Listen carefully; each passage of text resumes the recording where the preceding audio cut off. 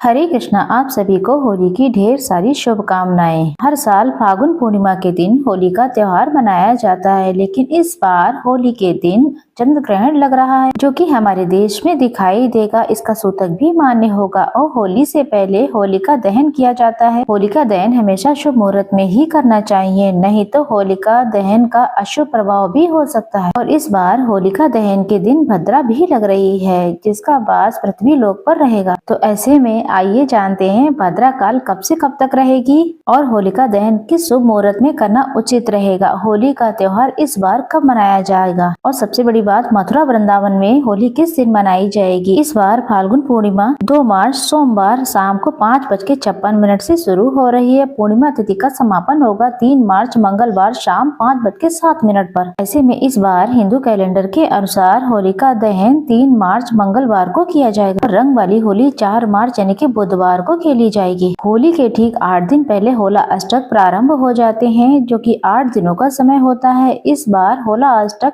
24 फरवरी दिन मंगलवार से लग रहा है। होला अष्टक 3 मार्च होलिका दहन के बाद ही समाप्त हो जाते हैं। इन 8 दिनों में किसी भी नए काम की शुरुआत या फिर नए मांगलिक कार्य की शुरुआत करने से बचना चाहिए। भद्रा काल 2 मार्च सोमवार शाम को 5:55 से 3 मार्च मंगलवार सुबह 5:28 तक रहेगा। भद्रा का वास मृत्यु लोक में रहने के कारण इस दौरान जब तक भद्रा रहेगी तब तक होलिका दहन नहीं किया जाएगा। ऐसे में 3 मार्च मंगलवार को होलिका दहन चंद्र ग्रहण और सूतक काल की समाप्ति के बाद ही किया जाएगा। कुछ जगह पंचांग में ग्रहण की समाप्ति शाम को 6:26 से, तो कुछ कैलेंडर में शाम को 6:46 दी गई है। ऐसे में होलिका दहन 3 मार्च मंगलवार को शाम को 6:46 से रात 8:50 के बीच में किया जाएगा। फाल्गुन पूर्णिमा के दिन चंद्र ग्रहण भारतीय समय के अनुसार लगभग 3:20 से शुरू होगा और वो शाम को 6:47 तक चलेगा।